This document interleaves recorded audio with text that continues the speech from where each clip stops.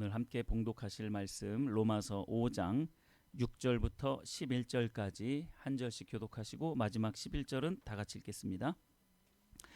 우리가 아직 연약할 때에 기약대로 그리스도께서 경건하지 않은 자를 위하여 죽으셨도다.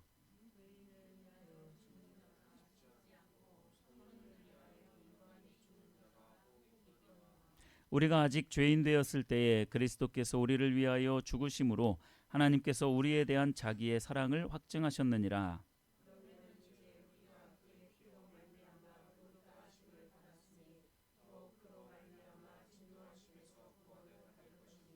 곧 우리가 원수 되었을 때에 그의 아들의 죽으심으로 말미암아 하나님과 화목하게 되었은즉 화목하게 된 자로서는 더욱 그의 살아나심으로 말미암아 구원을 받을 것이니라.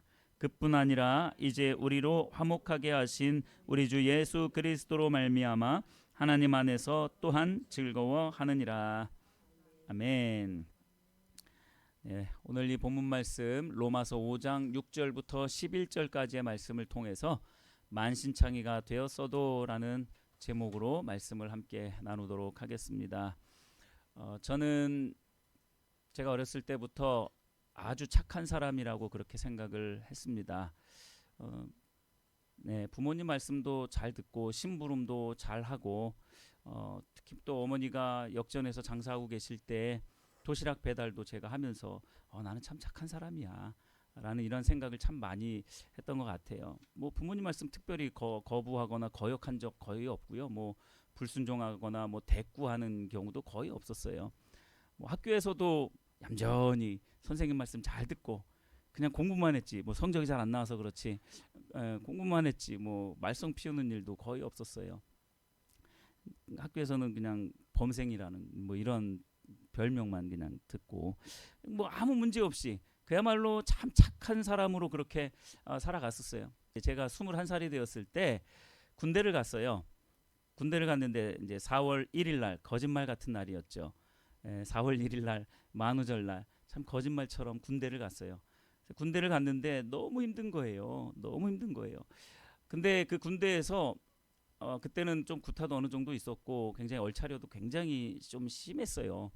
근데 뭐 그런 것들은 육체적으로 힘든 거 뭐 다 견디겠는데 저를 너무도 괴롭히는 고참이 한두 명 정도가 있었는데 그 중에 한 명이 더 악랄하게 아주 저를 괴롭혔던 그런 고참이 있었어요.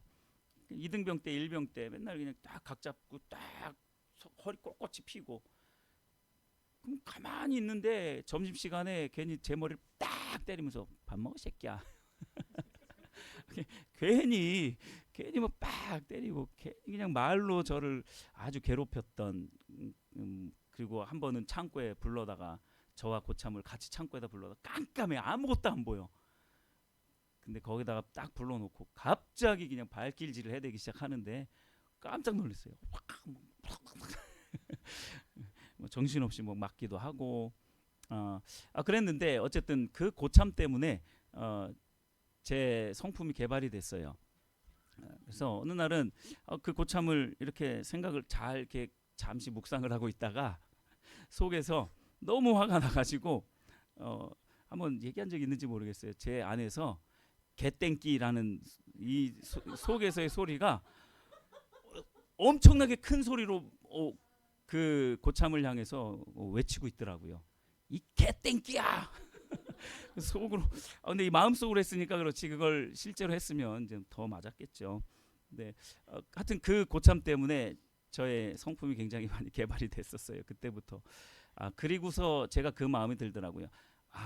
저는 사실 이 마음으로도 그렇고 입으로도 그렇고 말로도 그렇고 표현할 때도 그렇고 욕이라는 것을 해본 적이 없었어요. 개땡끼라는 거는 도저히 생각할 수 없는 그런 사실 욕이었거든요. 근데 제 마음속 깊은 곳에서부터 그 욕이 나오는데 와 내가 정말 추하고 참 더러운 그러한 사람이구나. 뭐 착하기는 뭘 착해. 내 안에 그 밑에 저변에 정말로 악한 것이 많이 있구나라는 것을 그때 드디어 개발하기 시작했어요. 그때 드디어 발견하기 시작을 했습니다. 이 추한 나의 모습과 직면했을 때 나 자신을 알게 되었던 거죠. 내가 얼마나 죄악에 참 쉽게 노출되는 그러한 인간인지, 그런 조금 약간의 고난 때문에 그런 상스러운 욕을 내 안에서 했다고? 물론 이게 또 나의 의도 될 수도 있었겠지만, 어쨌든 발견한 것은 내가 그만큼 연약한 존재라는, 참 대책 없는 그러한 존재라는 것을 그때부터 인식하게 되었다라는 거예요. 여러모로 내 자신이 참 만신창이라는 것을 깨닫게 됐어요. 만신창이 된 여러분들 환영합니다. 할렐루야. 네, 우리 모두 다 만신창이에요. 뭐 이래저래 다 망가지고 깨지고 그러한 상태 가운데에서 우리가 이 자리에 나왔죠. 오늘 말씀을 통해서 사악함과 연약함으로 만신창이가 된 저와 여러분들에게 하나님께서 어떤 말씀을 하고 계신지를 같이 살펴보려고 합니다. 로마서 5장 6절을 보시면 이렇게 말씀하고 있어요. 우리가 아직 연약할 때에 기약대로 그리스도께서 경건하지 않은 자를 위하여 죽으셨도다. 하나님께서 오늘 이 본문 말씀을 통해서 우리에게 어떤 말씀을 하고 계시냐면, 첫 번째로 우리가 아직 연약할 때에 예수님께서 죽어 주셨다라는 사실이에요. 하나님께서 우리에게 이걸 말씀하고 싶으신 거죠. 아직 연약할 때라는 것은 여전히 연약하다라는 거예요. 전에도 연약했지만 아직도 여전히 연약하다. 물론 이것을 해석할 때 학자들은 예수님 믿기 이전에 이랬다라는 것을 말하기도 하지만, 굳이 예수님 믿기 이전만이라고 말할 수는 없어요. 우리는 언제나 예수님 믿은 이후에도 연약해요. 그러나 예수 믿기 이전과는 다른 게 무엇이냐? 예수님이 내 안에 계시기 때문에, 그분이 강하시기 때문에 우리가 강해질 수 있는 것, 요것이 살짝 다를 뿐이지 여전히 우리는 죄 가운데 노출되어져 있고 연약함 가운데 살아갈 수밖에 없는 존재다라는 것은 변함이 없습니다. 언제나 우리는 연약했어요. 전에도 연약했고 지금도 연약하고 앞으로도 연약할 것입니다. 그게 바로 우리가 아직 연약할 때라는 그러한 표현이에요. 그런데 우리가 이렇게 연약할 때에 예수님이 죽어주셨다는 거예요. 우리의 연약함 때문에 예수님이 죽어주셨다. 우리의 연약함이라는 것은 하나님의 사랑을 받을 만한 자격도 갖추어져 있지 않고 또 그런 가치도 없는 존재로서 사회적으로나 도덕적으로나 윤리적으로나 영적으로나 모든 면에 있어서 연약해 있다라는 것을 말씀하고 있는 거예요. 근데 그러한 우리의 이 연약함, 아무런 소망과 능력이 없는, 아무런 힘도 없는 그러한 우리를 위해서 예수님이 죽어 주셨다라는 거예요. 여러분들의 삶을 한번 생각을 해보십시오. 여러분들은 살면서 수많은 실수를 반복하고 또 반복하고 나 자신을 책망하면서 또 그 실수를 반복하고 잘못을 또 반복하죠. 또한 삶의 여러 가지 문제들 앞에, 그 벽과 같은 그 삶의 문제들 앞에 다다랐을 때에 또한 나의 작아짐을 경험하게 되죠. 마치 제가 군대에서 나 자신의 모습을 발견했던 것처럼요. 경제적인 문제와 또 직장에서 받는 스트레스, 가정일에서 받는 스트레스, 학생들 같은 경우 이제 중간고사가 곧 다가오는데 공부 스트레스, 친구들과의 관계 문제 스트레스, 외모 스트레스, 부모님과의 그 갈등으로 빚어지는 스트레스, 이루 말할 수 없이 많은 그런 스트레스와 문제들을 우리들은 안고 있어요. 이 모든 것들을 한마디로 연약함이라고 말할 수 있는 거죠. 우리는 과거에도 이러한 연약함을 가지고 있었고 현재도 이러한 연약함을 가지고 있고 앞으로도 이러한 연약함이 끊임없이 우리의 삶을 도전해 올 것이라는 것은 분명하다라는 겁니다. 우리는 여전히 연약하죠. 성품적으로나 도덕적으로나 육체적으로 연약함 그 자체예요. 겉으로 보았을 때는 막 이겨내는 것 같고 인내하는 것 같아서 때로는 강해 보이기는 하지만 근본적으로 우리는 연약함 가운데 있다라는 거예요. 그래서 사람들은 조금씩 강함에 대해서 묵상하기 시작합니다. 강함이란 도대체 뭘까? 나도 강해지고 싶다. 강함에 대해서 생각하기 시작합니다. 그리고 누군가가 내 이 연약함을 좀 강함으로 강력하게 좀 바꾸어 주었으면 참 좋겠다라는 생각을 해요. 그러다 보니까 믿는 사람일지라도, 그리스도를 믿는 사람일지라도 강함을 어떻게 생각하냐면 이렇게 생각합니다. 실수 좀 덜하고 삶의 문제가 내 목을 조여와도 의연하게 그것을 대처해 나갈 수 있고, 자빠지고 넘어졌어도 훌훌 털고 힘차게 일어나는 그런 강함을 하나님이 좀 나에게 주셨으면 좋겠다. 그리고 사람들 앞에서 적당히 과시할 수 있는 힘이 있었으면 좋겠다. 그리고 그러한 사회적인 지위도 있었으면 좋겠고, 사람들에게 무시당하지 않을 만큼의 재물도 있었으면 좋겠고, 스펙도 좀 있었으면 좋겠고, 그러한 강함이 나에게도 좀 있었으면 좋겠다라고 생각을 합니다. 이것이 사람들이 생각하는, 일반적으로 생각하는 연약함에서 벗어나는, 그래서 강해진다라고 생각하는 강함이에요. 그런데 방금 말씀을 드렸죠. 예수님께서 우리의 연약함을 위해서 예수님이 죽어주셨대요. 그렇다면 예수님은 우리에게 사회적인 지위를 주시기 위해서, 사람들에게 무시당하지 않을 만큼의 그 재력과 스펙을 우리에게 주시기 위해서 십자가에 달려 돌아가셨느냐라는 거죠. 그거는 아니잖아요. 그런 의미가 아니잖아요. 우리가 생각하는 그 강함을 주시기 위해서 예수님이 우리의 연약함 때문에 죽어 주시지는 않았다라는 거죠. 사실 우리가 생각할 때에는 그저 이런 생각을 해요. 좀 나를 좀 강하게 해주셨으면, 우리가 생각하는 그러한 강함, 넘어졌어도 그냥 아무 일 아닌 것처럼 훌훌 털고 일어설 수 있는 그런 강함을 좀 주셨으면, 좀 재력과 스펙을 좀 주셨으면, 사회적인 지위를 좀 주면 그것으로 우리가 강해질 수 있으니까, 내가 예수님 믿으니까 그걸 좀 주셨으면 하는 그런 마음이 있는데, 예수님은 그것 때문에 우리를 위해서 죽어주지 않으셨다라는 거예요. 연약함 때문에 죽어주셨다라는 게 무슨 의미일까? 그저 우리의 생각은 우리를 조금만, 우리가 생각하는 그 강함으로 조금만 강하게 해주셨으면 하는 그런 마음이 있는데, 예수님은 그렇게 하지 않으시고 적당히 어떤 지위나 재물이나 스펙을 주시지 않고 우리가 이해할 수 없는 죽어주셨대요. 아니, 우리의 연약함 때문에 왜 예수님이 죽으셔야 되느냐라는 거죠. 여러분들도 한번 생각을 해보셨으면 좋겠습니다. 이 말씀을, 이 예수님의 좀 이해할 수 없는 행동을 이해하기 위해서 성경 구절 한 구절을 보면 좀 더 이해가 쉬울 수 있을 것 같습니다. 고린도후서 12장 9절 말씀에 이런 말씀이 있어요. 바울에게 하나님이 하시는 말씀입니다. 나에게 이르시기를 내 은혜가 내게 족하도다. 이는 내 능력이 약한 데서 온전하여 침이라 하신지라. 그러므로 도리어 크게 기뻐함으로 나의 여러 약한 것들에 대하여 자랑하리니 이는 그리스도의 능력이 내게 머물게 하려 함이라. 자, 내 능력이, 그러니까 하나님의 능력이 나의 약함에서 온전해진다라고 그렇게 말씀하고 있는 거예요. 하나님의 능력이 나의 그 연약함, 약함에서 온전해진다라고 말씀을 하고 있어요. 그러니까 바울이 기뻐한대요. 자랑한대요. 나의 약함을. 왜요? 그리스도의 능력이 내게 머물게 되기 때문에 나의 약함을 자랑하고 그것을 기뻐한다라고 그렇게 말씀을 하고 있는 거예요. 바울은 자신에게 여러 약한 것들이 존재하고 있다는 것을 알았어요. 물론 육체적인 가시가 있는 것뿐만 아니라 정신적인 질병뿐만 아니라 믿음 없음과 그리고 도덕적이고 윤리적인 모든 약함을 다 포함하고 있는 거예요. 그러니까 고린도후서 12장 9절 그 중간 부분에 여러 약한 것들에 대하여 자랑한다라고 그렇게 표현을 하고 있는 거예요.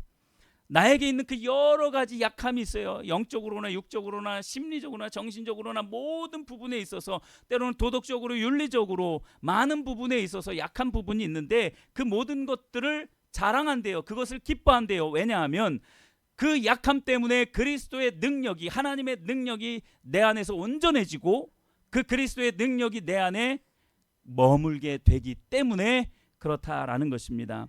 여러분, 이 약함을 인정하고 기뻐하고 자랑할 때 그 예수님의 그 십자가의 죽음으로 말미암는 그 능력, 십자가 죽음의 능력이 내 안에서 더 온전해지고 그 십자가 죽음의 능력이 내 안에 머물게 된다라는 거예요.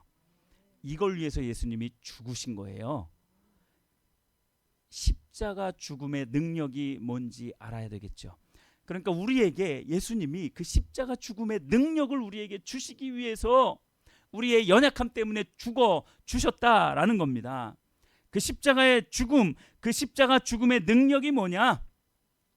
온 세상의 죄와 허물과 실수와 부족함과 연약함을 다 덮고도 남을 만한 사랑과 희생과 헌신과 배려와 긍휼과 자비인 줄 믿으시길 바랍니다. 그게 십자가 죽음의 능력이에요. 예수님께서 십자가에 달려 죽으셨던 그것이 능력인데, 그 능력은요, 사람들을 깔보고 너 내 밑으로 들어와, 나에게 복종해, 이런 강함이 아니라 사랑하고 희생하고 봉사하고 긍휼과 자비를 베풀고 용서하고 이해하는 이 마음, 이것이 바로 십자가 죽음의 능력인 거예요. 이 능력을 예수님이 우리에게 주시기 위해서 우리의 연약함을 위해 죽어 주신 겁니다. 두 번째, 예수님은 우리가 아직 죄인 되었을 때에 죽어 주셨습니다. 로마서 5장 8절 말씀을 보십시오. 우리가 아직 죄인 되었을 때에 그리스도께서 우리를 위하여 죽으심으로 하나님께서 우리에 대한 자기의 사랑을 확증하셨느니라. 아직 뭐 되었을 때요? 죄인 되었을 때에, 아직 죄인 되었을 때에 그리스도께서 우리를 위하여 죽으셨다라는 겁니다. 아직 죄인 되었을 때, 아직 연약할 때 같은 의미예요. 여전히 죄인입니다. 예수님 믿기 전에도 죄인이고요, 예수님 믿은 후에도 죄인이에요. 그러나 예수님 믿기 전과 후가 완전히 다르기는 하죠. 그러나 여전히 우리는 죄인이에요. 예수님 없이는 여전히 우리는 그 죄악 가운데 살아갈 수밖에 없는 그런 죄인이에요. 예수님을 믿지만 수시로 때때로 그 죄의 유혹이 나를 유혹해서 늘 주님을 떠나 그 죄의 구렁텅이 속으로 늘 들어가는 그러한 연약한 존재, 여전히 죄인 된 그러한 존재가 바로 저와 여러분들이다라는 거예요. 연약한 자를 위해서 죽어주셨다? 좀 강하게 해주셨으면 됐을 텐데 왜 죽어주셨을까? 그것도 사실 살짝 납득이 안 됐었는데 이번에는 죄인을 위해서 죽어주셨대요. 죄인을 위해서 죽어주셨대요. 이 말씀을 이해하기 위해서는 바로 앞절인 5장 7절 말씀을 보시면 이 말씀을 좀 더 잘 이해할 수 있습니다. 5장 7절 보십시오.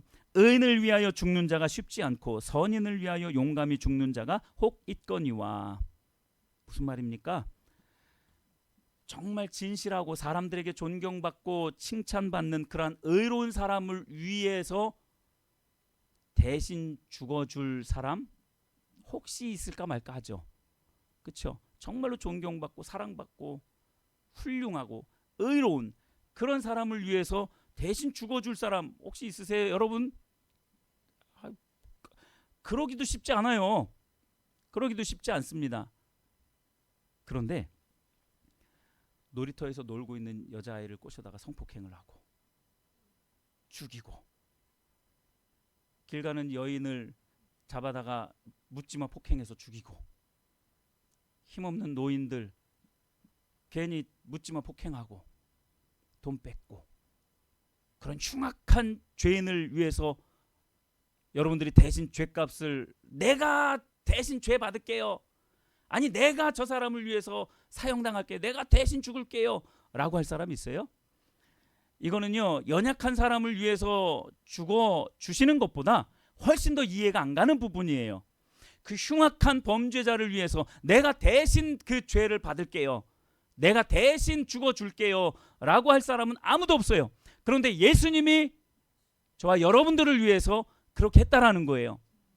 여러분들이 성범죄를 저지르고 묻지마 폭행을 했다라는 이야기가 아니라 우리는 죄인이에요. 흉악한 죄인입니다. 하나님을 잘 믿지 않는 그 죄가 가장 흉악한 죄입니다. 가장 흉악한 죄가 바로 하나님을 믿지 않는 죄예요. 그런데 그것은 살인죄보다도 훨씬 더 흉악한 죄입니다. 사기를 치는 것보다도 훨씬 더 중한 죄인 거죠. 그런데 예수님은 우리가 그런 흉악한 범죄자일지라도 날 위해서 죽어줄 용의가 있을 뿐만 아니라 기꺼이 자원해서 죽어 주셨다라는 말씀입니다. 우리가 여전히 흉악한 죄인임에도 불구하고 죽어 주셨다라는 말은 죄의 경중을 따진다라는 말이 아니에요. 이거는 감당할 만한 거니까 내가 대신 해줄게, 이게 아닌 거예요. 우리는 그렇게 생각을 합니다. 이 죄는 너무 커서, 이 죄는 너무 커서 난 용서받지 못할 거야. 그런 교만도 없다라고 말씀을 드린 적이 있죠.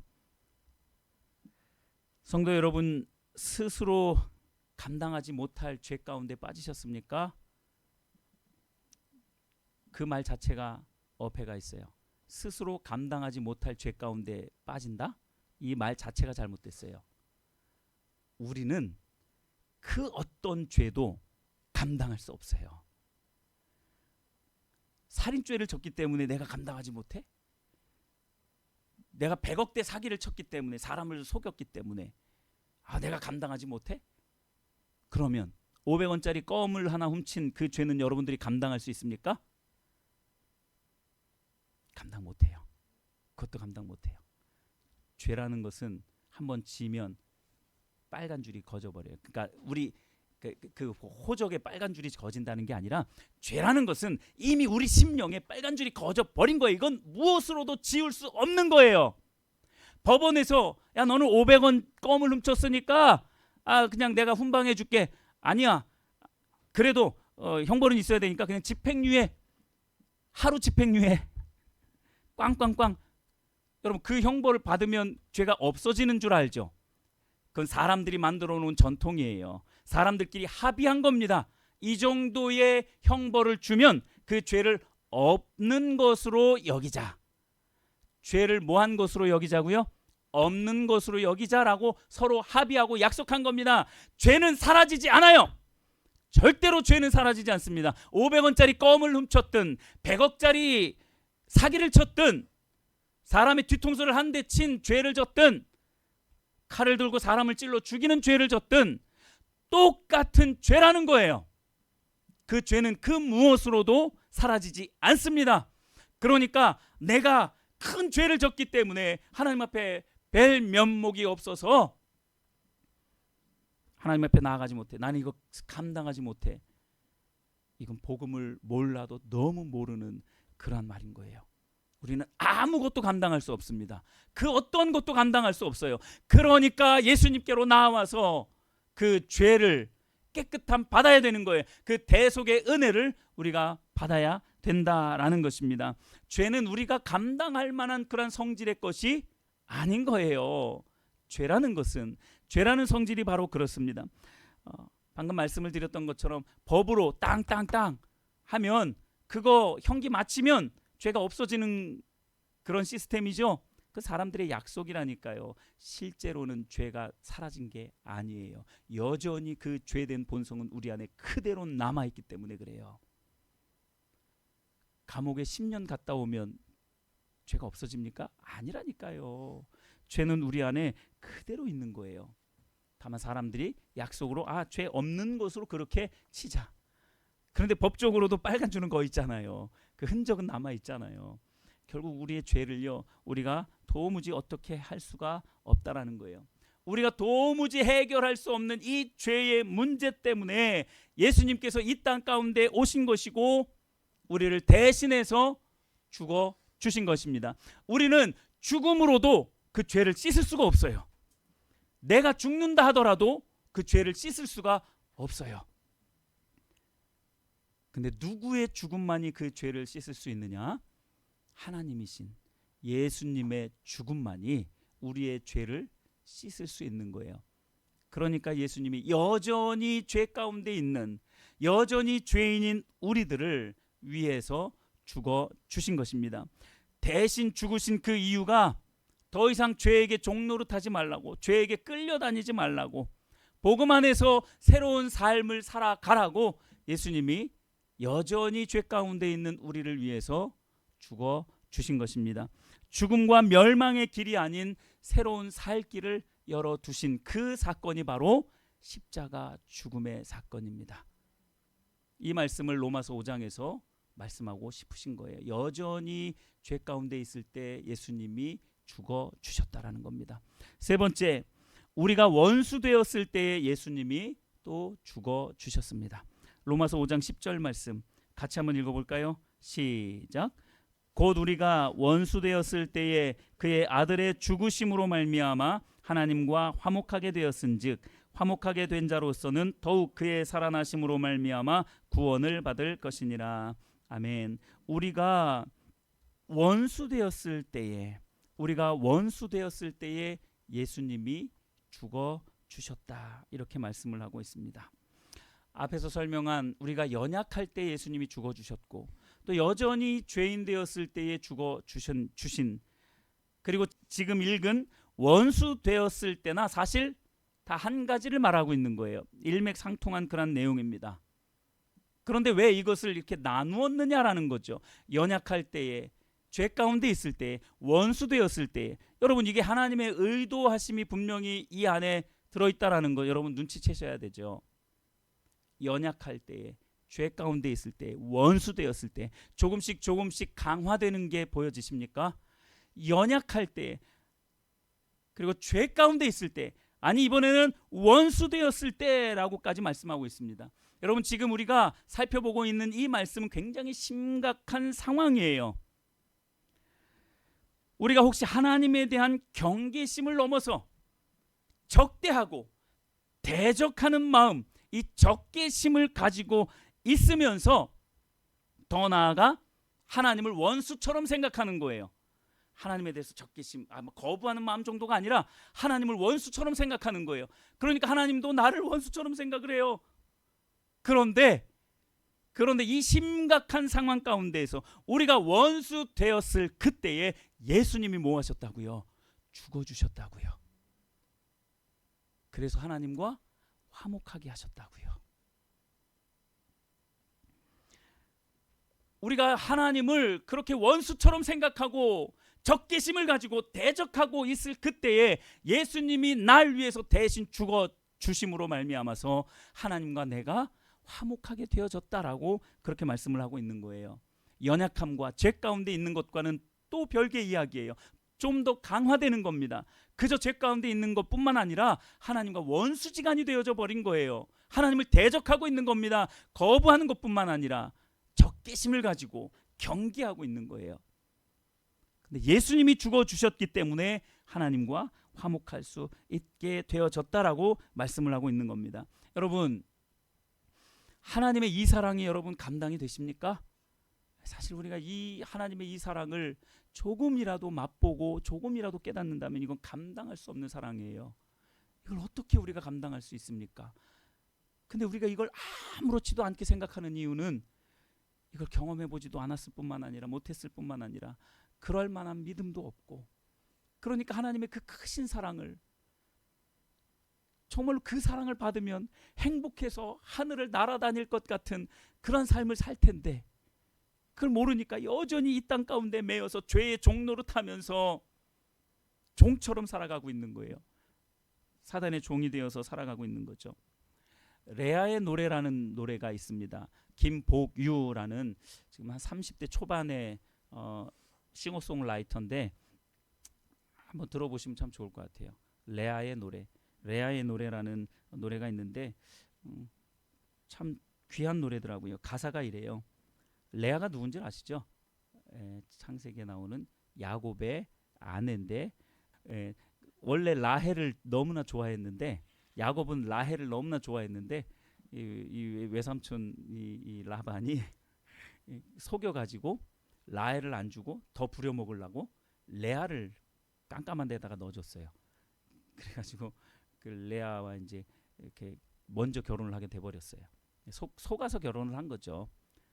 그러니까 이 레아 입장에서 어떻겠습니까? 야곱의 사랑을 받았겠어요? 못 받았어요. 얼마나 괄시를 받았는데요. 그러한 배경을 가지고 지은 노래인데 가사가 이래요. 야곱은 날 외면하여도 주님은 날 보아 주신다. 이게 레아가 노래하는 거예요. 야곱은 날 무시하여도 주님은 날 들어주신다. 야곱은 날 떠나갔지만 주님은 다만 안으신다. 야곱은 날 인정 안 해도 주님은 나만 인정하네. 중략하고 사람들이 뭐래도 너는 아주 내게 특별해. 세상은 널 외면하여도 주님은 널 보아주신다. 세상은 널 무시하여도 주님은 널 듣고 안고 껴안아. 세상은 널 떠나갔지만 주님은 다만 안으신다. 세상은 널 인정 안 해도 주님은 너만. 참 레아는 그야말로 참 볼품없는 인생이었던 거예요. 남편에게 버림받고 남편에게 무시당하고 인정받지 못하고 거기다가 아들 6씩이나 낳아주었는데 인정도 받지 못하는 거예요. 그때 당시에 아들을 낳는다는 것은 굉장한 권세가 있는 거거든요. 인정받을 만한 일이에요. 그런데 6씩이나 아들을 낳아주었는데 야곱은 늘 누구만 바라봐요? 라헬만 바라봐요. 쳐다도 보지 않아요. 무시해요. 인정도 안 해요. 그런 암울한 상황 가운데 있는 이 레아의 인생을 누가 돌보셨다고요? 하나님이 돌보셨다고요. 적어도 하나님은 그 여인을 위해서, 레아를 위해서 그 아들들을 주셨다라고 성경은 분명하게 말씀을 하고 계시거든요. 그러니까 어떻게든 이 야곱이 좀 레아를 인정하고 사랑해 주기를 바라는 마음으로 하나님도 그에게 아들을 그렇게 계속해서 주셨던 거예요. 라헬은 고작 해야 딱 2명밖에 못 낳았어요. 요셉과 베냐민. 딱 2사람 낳고 죽었어요. 근데 레아에게는 6명의 아들을 주었습니다. 이게 하나님의 사랑이에요. 하나님이 그 레아를 돌보신 거죠. 김보규 씨가 이 찬양을 만든 이 김보규 씨가 이런 말을 해요. 가수잖아요. 가수인데 이름도 없어요. 그리고 흔히 말하는 물론 CCM 가수지만 흔히 말하는 히트된 그런 노래도 없어요. 그러다 보니까 어느 누구도 자기를 CCM 가수로서 불러주는 사람도 없어요. 갈 데도 없고 자기가 노래해도 반응도 별로 없고 시원치 않고 그러니까 늘 그 실패한 인생처럼 패배감 가운데 살아가고 있었는데 어떤 누군가를 통해서 그 말씀을 하신 거예요. You are special. 너는 특별하다. 하나님이 너를 특별하게 여기셔 라는 그 말을 들은 거예요. 근데 이 김보규 형제가 그 생각을 한 거예요. 그래, 내가 특별하다. 근데 이 사람도 특별하잖아. 하나님께는 저 사람도 특별하잖아. 특별하고 다 특별하면 뭡니까? 평범한 거죠. 김보규 씨가 그 생각을 한 거예요. 나도 특별하고 다른 사람도 다 특별하면 그거 평범함 아니냐? 이렇게 생각을 한 거죠. 그런데 그것은 특별 그런 다 특별하면 그게 평범한 것이 되는 것은 누구의 논리냐면 사람의 논리예요.